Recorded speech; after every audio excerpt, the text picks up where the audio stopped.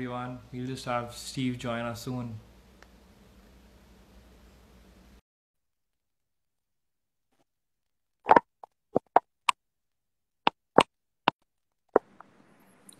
Hey man, Steve, how's it going? good, good. I didn't know the camera had to be vertical. Yeah, it's good that we started maybe like 1 minute early so that we can figure these things out. Yeah. No, because I thought because the your picture's on top of my picture, Yeah, then it should be this way. But then everyone, when I went on with Yuki to test it, they yeah. said, "Hey, you need to turn it the other way." Okay, okay. Technology useless. Let's hope it serves us well right now. Okay, I think it's officially 8:30 p.m., 8:31 p.m. in India. So we can start. I don't think Stephen Koon needs an introduction, but I will do that anyway. Uh, Stephen Koon is the director of Impact Tennis Academy in Thailand, and he has also coached eight top 100 ATP players: Kevin Anderson, Hyun Chung, Yoshihito Nishioka, and our very own Yuki Bhambri, of course. And he's also coached four top 100 WTA players, and he's also coaching Pranjala Yardlipalli, who's an upcoming talent from India right now. So, Steve, how's it going? Good man. It's tough. I think it's tough for everyone. As long as everyone's healthy, I think that's the main thing. But Yeah. yeah, happy to help. You guys do a great job for Indian tennis. This little website you got going, your Facebook page, your Instagram. Yeah, you do a lot for Indian tennis. So happy to help you. But Thanks. I am technology useless. Never We use Instagram at all. we That's saw with Rafa my yesterday. coaches do it for me. Okay, so I'm gonna just start off with one question of my own, and then we can start looking at the live questions. I do see that there's quite a number of people online right now, which is good. Okay. Okay, so can you tell us a bit more about how you started off with coaching? Like I know you started off in Australia. Were you involved in competitive tennis to start off with, and like when did you start with coaching? Well, Australia's a pretty sporty country. I started at 7. My sister was taking some lessons, and I was just picking up balls for her. Then the coach goes, "You look, why don't you give it a shot?" And then apparently, Mum says, I just picked up a racket and I started swinging. And the coach said to Mum, he's been playing tennis somewhere else, And Mum goes, "No, he's never ever played. He's just picks balls." So they said I'm a little bit natural something. But until, Australia's pretty much cricket as well, football, the Australian football and tennis. So I played those sports. I tried basketball. I love it. I'm just not good at it. Coaching, I think I gave my first coaching lesson when I was 12. My coach was, a little boy. But Mark Woodford's father was my coach. And on school holidays, he would bring me with him to do some clinics up in the country towns. So I started working with him some school holidays from like 12. Coaching wasn't the plan. It's not the job. It's not the thing you tell your mum you want to be when you grow up. They always say doctor, lawyer, businessman. It was an accident. I gave my first lesson at 12. I kept helping my coach beginners, obviously. Yeah.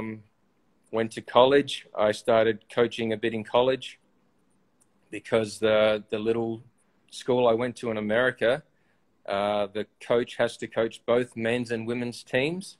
So that's 12 matches at the same time. And that's a lot for any coach. So whenever I finished my match, I would hop on and coach the girls' team, because in college you can coach during matches. And then, after college, I pretty much was done with tennis. I didn't coach at all. Had How a many? normal job. Had a normal job for 2 years in a publishing company. Then, 2 years into that, had a fight with my boss. I always have fights with bosses. Something with my poor attitude, probably. And I just wanted to stay in Singapore and keep my green card. So at that time, I was #1 tennis player in Singapore, which doesn't mean much, but it helped me get a green card as a coach, because if you're a #1 player, it's easy to say you want to coach tennis. Yeah. And I just started coaching tennis in Singapore, and it wasn't the plan even to stay in that, but did okay, got some results. I've been pretty lucky. And now obviously I'm a full-time coach the past 20 years, getting old. But I like it. I love it. It's good. Okay, that's awesome. So, you mentioned that you've been having fights with bosses. I mean that as a joke, but just to bring this up, you've had a bit of a reputation, at least like in the Indian media, of being pretty like tough and kind of straight to the point, like sometimes even being blunt. Um, so A, what do you think of that? And B, also sometimes people are like, Steve only wants to coach professional players, and he's not very encouraging towards junior sometimes. So what do you have to say about that? Um, that's a good one. uh, I mean, I yeah, I'm good with some and not so good with some others. I'm not meant to be the coach for every human in the world. I'm not meant to. I don't think any coach can coach anyone in the world. It's such an individual sport. Okay, but maybe I'll explain my mentality towards coaching, and then maybe that will answer the question. If not, you tell me. Sure. I think every coach's job is to make the player that walks in the door or walks on court with you, it's to make them better. If that's a pro, if that's a beginner, if that's a social lady who only plays once a week, your job as a coach is to make them better at tennis, and your job as a coach of tennis is to grow the sport. We all have an obligation. I mean, the better the sport, the bigger the sport, the better for all of us. It pretty much depends on their mentality and their goal. So, I mean, we know tennis is such a good sport. That's why you love it. That's why I love it. For the life lessons, right? The character lessons, the self-discipline, the self-motivation, learning to lose, learning to win. You know, tennis does a lot for people in their lives. So that is one thing that no one can question about tennis. Yeah. The problem for me is, as a coach, my mentality is, if you come to me, I have to deliver. So you give me a goal, I have to deliver that for you, because that's the same as happens in any business. Any business, if I buy a product or a service, I expect to receive what I want.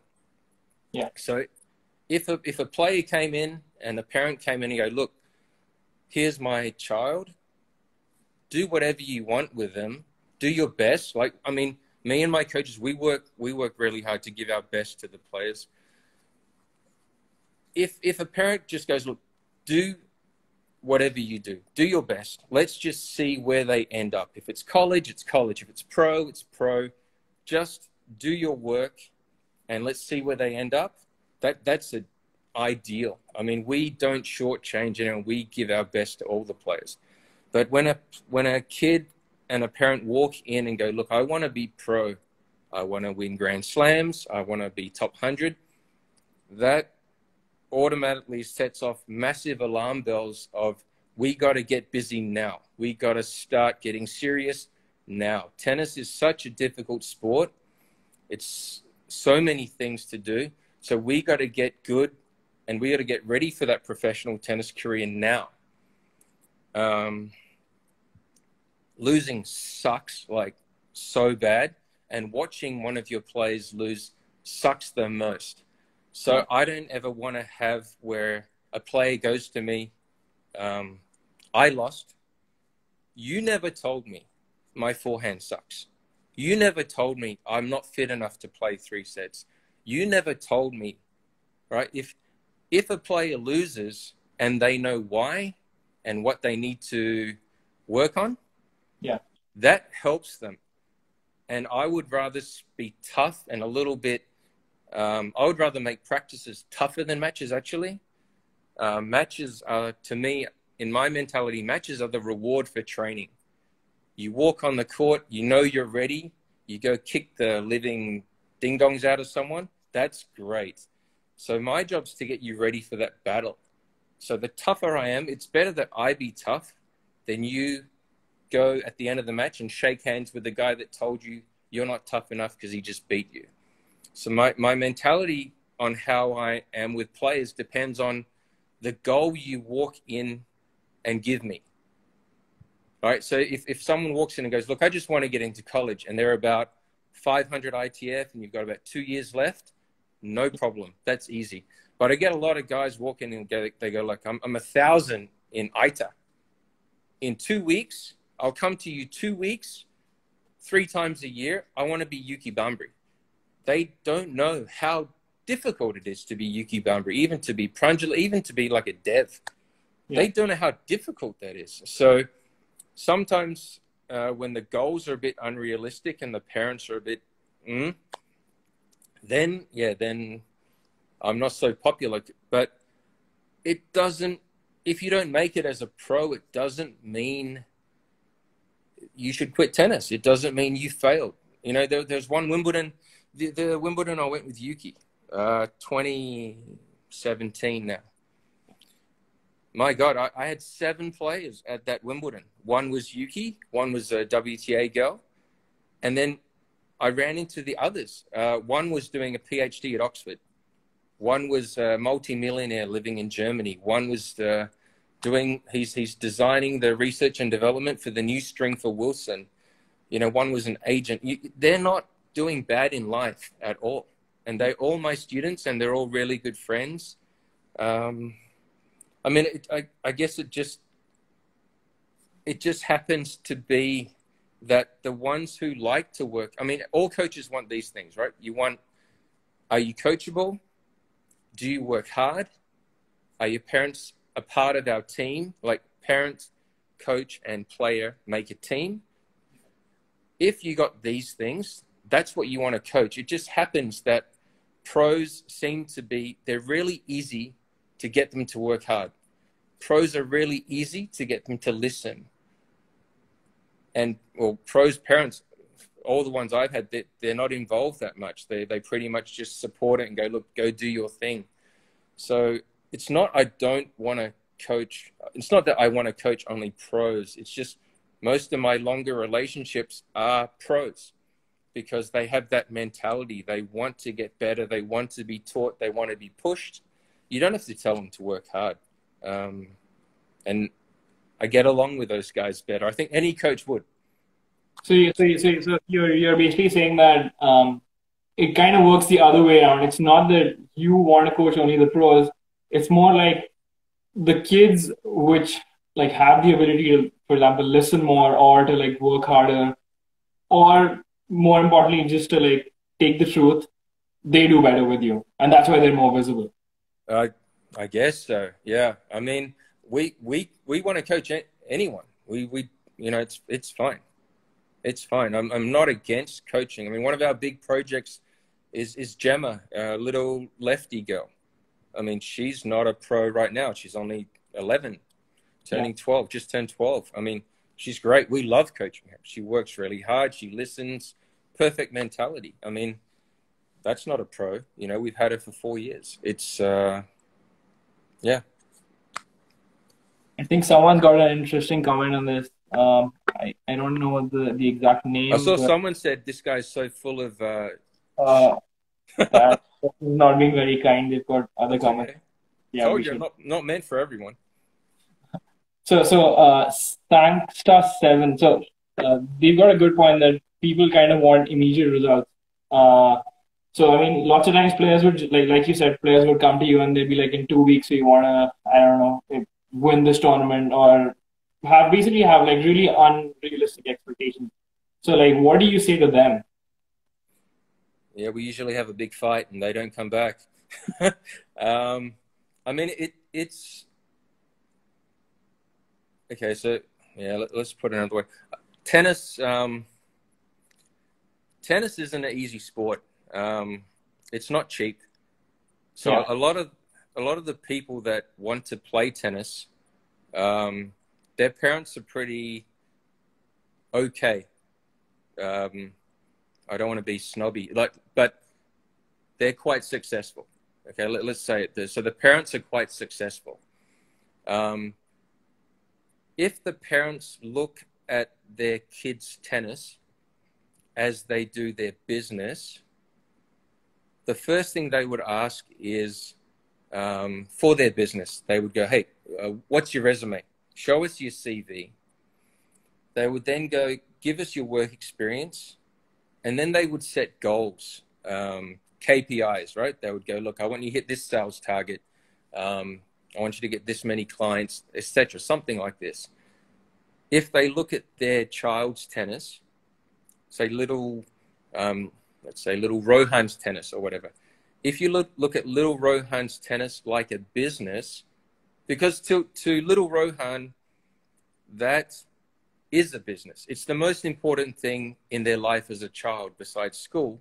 If they choose tennis and they dream of Wimbledon, their number one business to them is their tennis. So you need to look at it as a parent, look at it like tennis. So the first thing you'd also go is you want to research. What does my child need to be ranked at 12, 13, 14, 15, 16? How good do they need to be as an ITF junior? Then when you have you find the staff that has the right resume and experience, then you find all the knowledge. Then you use that and you form a team, coach, player, parent.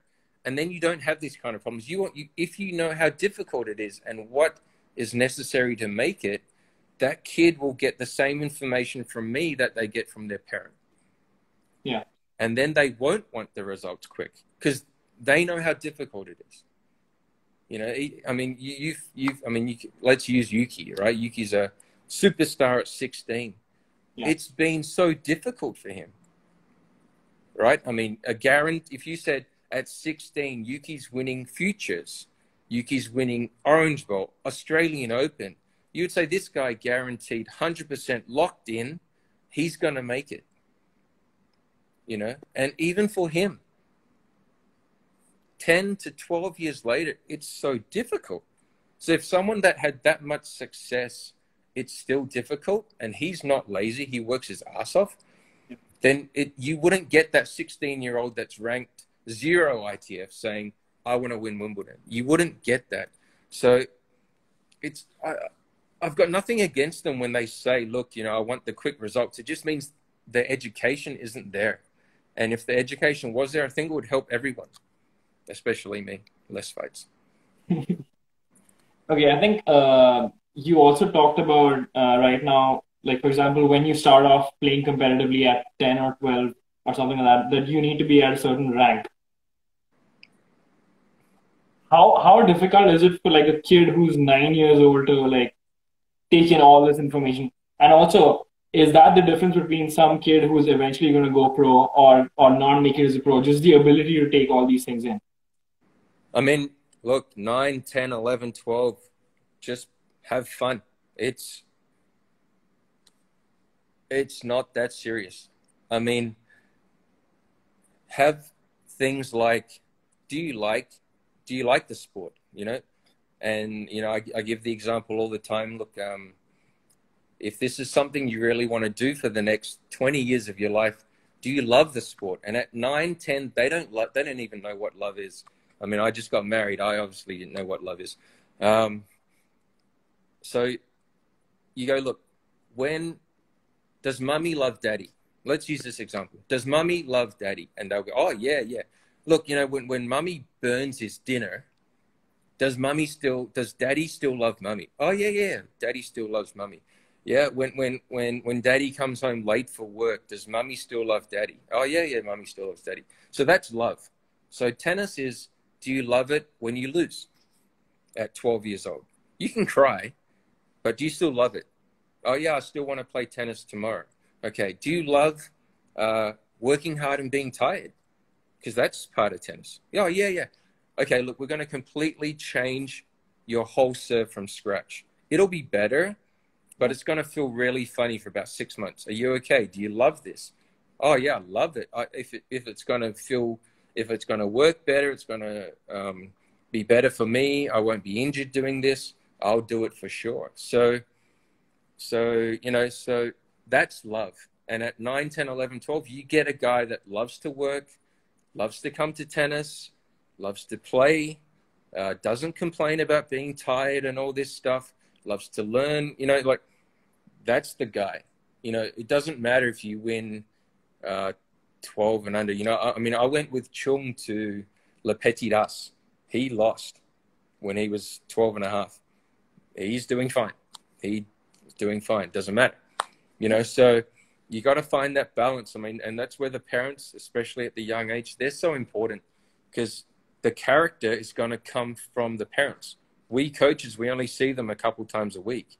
So did I answer, or I don't know? Yeah, I think you mostly did. And I think with love being involved, there's also like a lesser chance where the kid at 14 or 15 just like burns out. Like we've seen so many like young pros just even maybe not even at 14, 15, maybe when they get in 19 or 20, they just like lose a desire to play completely. It's just because maybe they did not have enough love in the beginning, or yeah. But it's also about performance and expectations. If being top 10 ITA ranking is the most important thing, then you don't know how far you still have to go. And if you've hit one goal and that's the ultimate goal, then going that further way is going to be too tough for you. And if you're so used to winning, and winning so important, and you win so much in ITA Indian juniors, and the moment you travel, you get your butt kicked, you're not going to want to keep going. And yeah, you're right. You lose a lot of players that way, but that's also the information that's coming. If the coach and the parents are saying, oh my God, my kid is top 10 Indian ranking, so he's treated like a superstar at all the family dinners, then he goes overseas and he like 1,000 ITF, he's not going to be able to handle it. So parents have to prepare them for how difficult it is. And it goes back to their careers. No one walks in at 21 as a multi-billionaire. They got to earn their stripes and work their way up. And same for you to be a superstar at Google, you had to start at the bottom, Everyone, it's the same. It's a process. It's a path. It's not different to life. They just call it, because it's tennis, they think it's so different. It's really not. Yeah. I think that's pretty true. Okay, I think we've been getting some questions live, so I'll work to them as well, and then we can talk more in the middle. Yeah, whatever. Watson has a question saying, could you talk a bit about Yoshihide or Nishioka? How he's able to compete so well against all the big players. He's not a very big guy. If I'm not wrong, he's around 5'7" or 5'8". Yeah, but Yo-Yo he's a superstar. He's the quickest thing known to mankind. I went with him at 15, 16 to some ITFs on clay. A lot of pressure on him at that time. He was with the Marita Fund. He had to do well in those two tournaments, or he was going to get kicked out. Funny story. We're in Bolivia on the clay in the altitude. And I saw him play this match against this big boy, and he was trying to whack him off the court, and lost, had a cry. I took him to the gym and I just put him on the treadmill. And I said, look, you're going to run until some various words, till you drop dead. And he goes, are you punishing me? I said, no, look, I just want to teach you something. Okay. And then he goes, how long do I have to run for? I said, okay, every time you talk, I'm going to turn up the speed. So I turned it up. He goes, are you crazy? I said, okay. So I turned up the speed. What are you doing? So I turned up the speed. And then when he was about to pass out, I turned the treadmill off and I go, look, are you dead? He goes, no, I'm okay. I said, so what's your strength? And he goes, oh, my legs. I said, okay, so we got to win with the legs. Yeah. So you're not going to whack people off the court. So you've got to have variety. You've got to create time. You've got to make it legs versus legs. His serve is deceiving. It's not fast, but God, he places it and it really moves. Yeah. He has a lot of variety. Like you'll see a guy hit. He's like a Santoro kind of guy, right? Yeah. Like messes up the pace, messes up your timing. You can't. There are some balls he hits you can't bang. He's got unbelievable wheels. His defense is unbelievable. So yeah, I mean, how can he survive? Everyone says Monfils is quick. Yo-Yo's quick, man. He's quick. So, as a coach, no matter what, you've got to find a way to get them to survive and get them to win. Because, like I said, losing sucks. So, he survives. Yeah, no problem. Even Schwartzman. Schwartz. But he hits the ball so clean. And, man, get that guy doing unforced error, you very rare. Yeah. So everyone has different strengths, like you won't find Karlovic move like Nishioka. Yeah, of course. I remember this match. I'm not sure if it was a challenger or an ATP 250 where Rudy Sela, he's also not like very big guy, like 5'8", 5'9". Yeah. He's Karlovic, and then after the match, Rudy Sela gets a chair and then stands up and shakes hands with Karlovic. Yeah, that was kind of fun to see. Yeah, and again, Duty, he's one of the ultimate pros. He's been doing it for so long. Yeah. These guys, it's so difficult, Yeah, I don't think a lot of us, like most of us, don't realize how tough it is to do all these things. Yeah. But I don't know how to fix that. It's education, maybe exposure. I don't know. I don't know. Okay. We've got another question from AJG. Okay. 04992.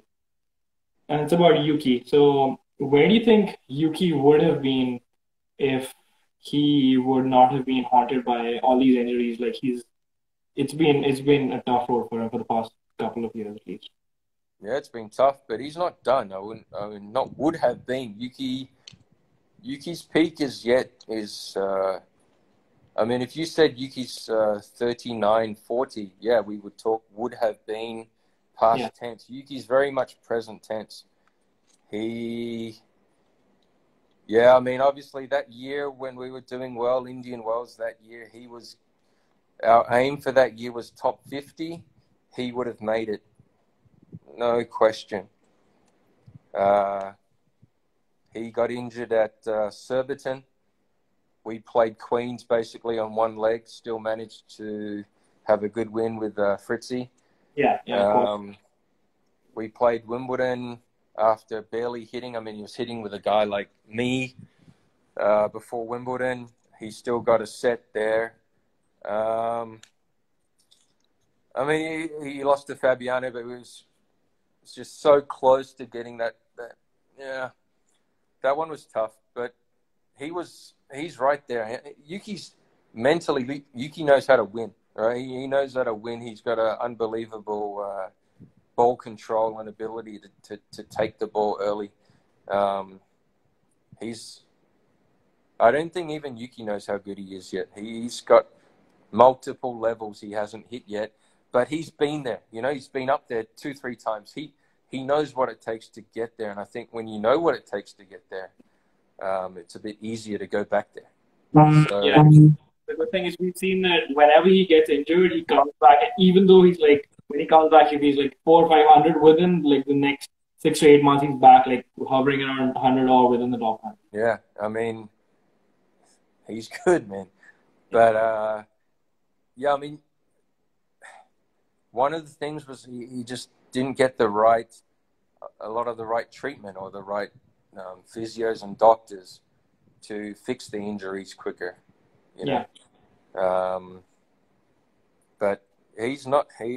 You wait. When this Corona thing's over, Yuki's going to be ready to go. So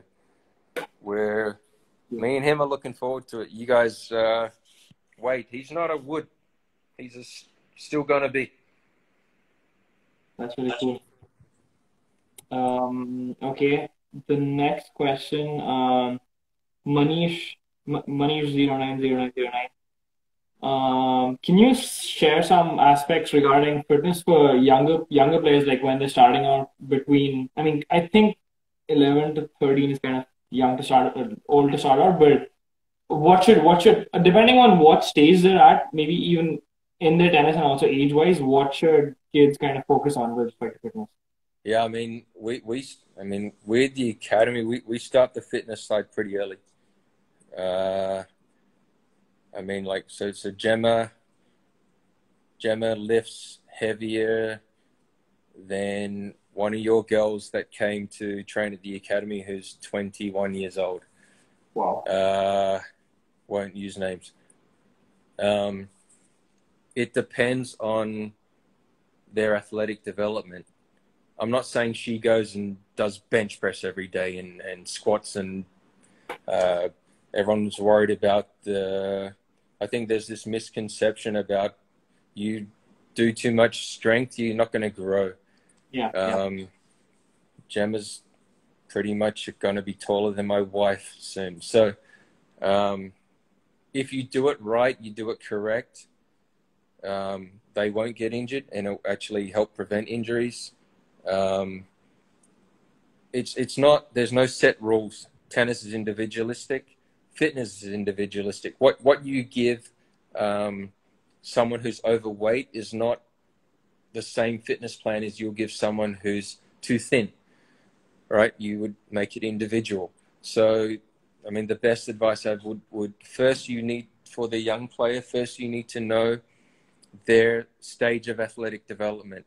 I mean, if they're playing tennis 4 or 5 times a week, pretty intense, then they probably need some strengthening to balance that 4 or 5 pretty intense tennis sessions. Yeah. You know, it depends. If they're playing once a week, don't worry about it, you know. So again, it depends on the individual. It depends on their athleticism, their athletic development. And it depends, again, it goes back to, it depends on the goal. Like, you know, if I say to Gemma, stretch 30 minutes before you go home, she's going to do it. I don't need to watch her do it. She'll do it correctly. Do a dynamic warm-up. We don't need to watch if they, you know, it's the same. It links to the mentality, the goals, the education. You know what I mean? So I can't really answer because it depends on that 11 or 13-year-old that they're asking about. What's their height? What's their weight? How long they've been playing sport? How many days a week they play sport? How many hours they play sport? And what sports? You know, so everything's individual. There's no law on anything. No law on coaching tennis. No law on athleticism. It's very individual. Yeah, I think. Sure or no? I don't know. I think that question was also like tough to answer because what might work, like what might not injure me, might injure someone else, and what might really work well for someone like really well built, that might injure. You're pretty active still, so you're hitting ping pong balls in your house. So trying to play tennis with this quarantine. So coming to quarantine, what's is Impact Times Academy like still engaging with students right now? Like, how are students keeping up with them? Yeah, tough. Government locked us pretty much second week of March. Yeah. Government said you're done, can't play, you will get fined. So it just, I mean, I was in Indian Wells the day before qualifying was started. Just the plug got pulled. It's the right decision, but I think it just hit everyone quickly. For us at the academy, it's not something you can plan for. Hey, Corona's coming in 2 weeks' time. We've got to plan what are we going to do when we get locked down. It was just quick. Yeah, I mean, we do the best we can. I mean,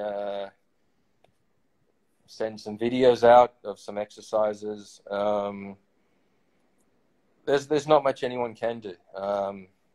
You just got to try and be positive. I think all the kids should get their grades up. They got no excuse now.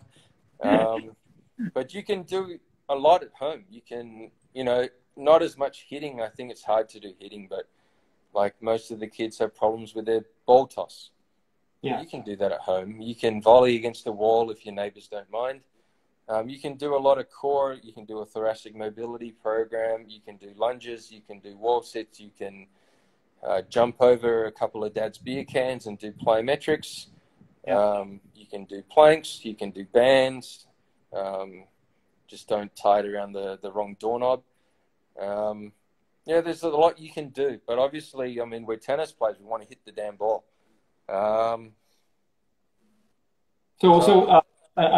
yeah, you said that with tennis you want to hit the ball. What can someone do to just like kind of maintain muscle memory, like with the forehand or with any stroke in general? I mean, I went upstairs, I hit on the wall, and people were poking their heads out the condo like I'm committing a crime. Maybe I hit it, man, too noisy or something. You can't. I mean, even Rafa said he hasn't picked up a racket for 5 weeks. I think you guys in India got locked down later. I think some of you can still play a little bit here and there. Depends on which city. Yeah, you can't. But when everyone comes back, I can tell you, tennis-wise, everyone's going to be as ready as everyone else. I mean, if everyone's not playing for 5 weeks, that means everyone in your country hasn't played for 5 weeks. You've still got no excuse. So you can do skipping rope. You can just do whatever you can, but it's tough. Yeah. Okay. Going to the next question. I'm not sure how to pronounce this person's name, so I'm not gonna That's do fine. that. But how different is it to work with an ATP player compared to a WTA player? What? How different is it to work with an ATP player compared to a WTA player? I treat them the same. You can ask PJ and Ria. I treat them the same. They play for the same prize money. They just don't have 5-set matches in slams. Court's the same. Net's the same. The balls are a little bit different. It's the same. Okay. I don't want to say the wrong thing. Athleticism is a much bigger advantage to a girl than it is to a guy. Just because anyway? Well, every single guy is super athletic. I mean, there are still a lot of girls that aren't so athletic. If you are, you can have an advantage that way with your athleticism. But for me, I treat them the same.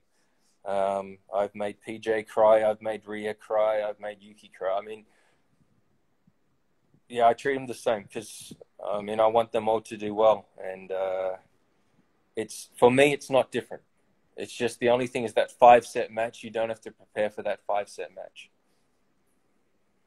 Okay. I mean, it's different. Like, you're not going to see as many aces, right? Yeah. So the sport's different in that kind of thing, but the average length of rally is exactly the same. If you got a weapon, it's a weapon. You got a big serve like Serena or Pliskova, it's going to help you. I mean, so the only real difference is I think pretty much every single man has a good serve. Every single man's really athletic. Those two things, if you have them as a woman, you are at a big advantage. Is that okay or dangerous? I mean, even I don't want to be dangerous with like sometimes like factor facts. I think that's fine. Yeah. Okay, we'll see when the comments show up. Okay. The next question is from Vinay. So a lot of bright juniors burn out before hitting pro. Is there something wrong at how coaching is done today, and how can that be prevented? I think we talked a little bit about Yeah, this yeah, previous year, but yeah, yeah. I think we did that one. yeah, okay, You don't burn out if you know why you're losing. You don't burn out if you know what you need to do to win. You don't burn out if you know your goal. If the goal's unrealistic, you're going to burn out because you fail, fail, fail, fail, fail.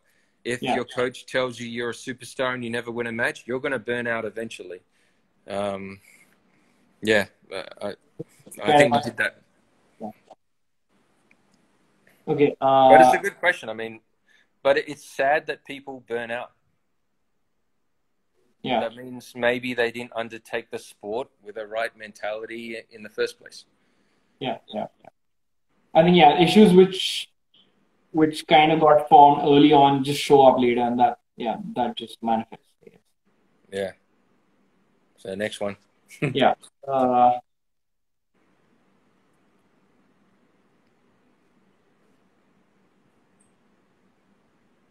How many people are watching this?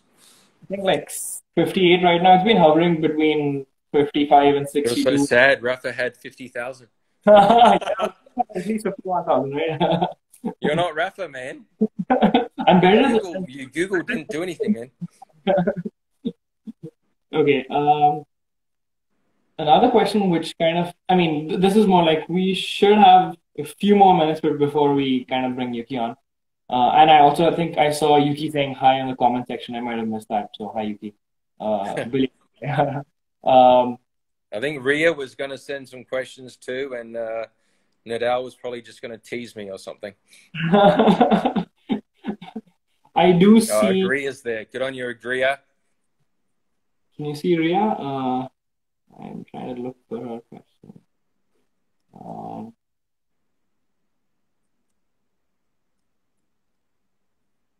I think I'm missing. Oh, Rohan. Good on you, Rohan. How are the kids? How are the twins, Rohan? I don't know how to scroll down the comments. Oh, how do you do it? Never done this bloody Instagram thing before. The other questions are mostly. I mean, we've kind of covered it a bit. Uh, yeah, what differentiates top 10 from the rest of the pack? Oh, that And Manish guy said, how do you plan 3 to 5 years of fitness? Same as you plan their tennis, step by step, bit by bit. Depends how much time they're giving you. Depends. Same on the. A lot of it depends on the intensity, right? A lot of like when I went to Pune the other time, Kaifi's giving them excellent exercises, and he's saying, "Hey, do 10," and then they do 3, and they just start talking to each other. That's not Kaifi's fault, you know. yeah, That's not the fitness trainer's fault. I mean, I had great fun with Addy and Kaifi in Pune that last year. That was fun, man. And Prashant and eating the food from the tiffins and yeah, I mean, it was good. I really liked it. and you didn't get sick, which is important. I didn't get sick. I've got the worst stomach in Asia, even though I've been here so long. I got food poisoned 2 weeks ago from a bloody pizza here in Thailand. But yeah. Okay, let's see. Is there anything else? Sangster, why are you asking questions, man? I did interview with you. Okay, so Sangster said, for all final set, it comes down to character who gets over the finish line, right? Yeah, it comes down to that testicular fortitude, man. How tough they are, how ready they feel they are. We can talk with Craig and get a few of his patterns to do under pressure. I think that helps. But I think that the tougher you train and the more honest you are with your training, the more confidence you have at, say, 4 all in the third, because you know you're ready, right? And that's what I mean. Like, if I'm tough in training at 4 all in the third, man, my guy's going to win that because we did it harder. How many others?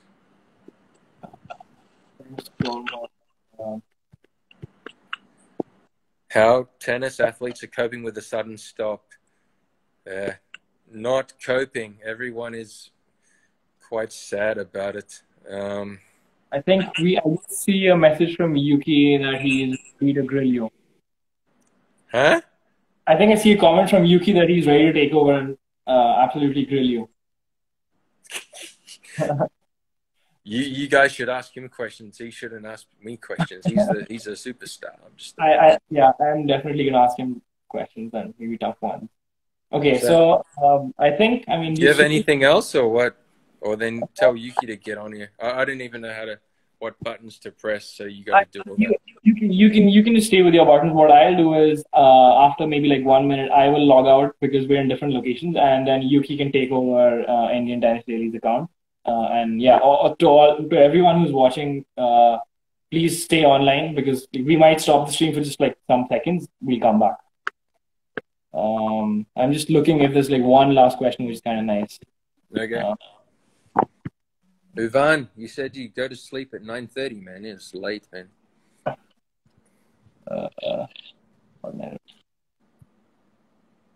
Okay.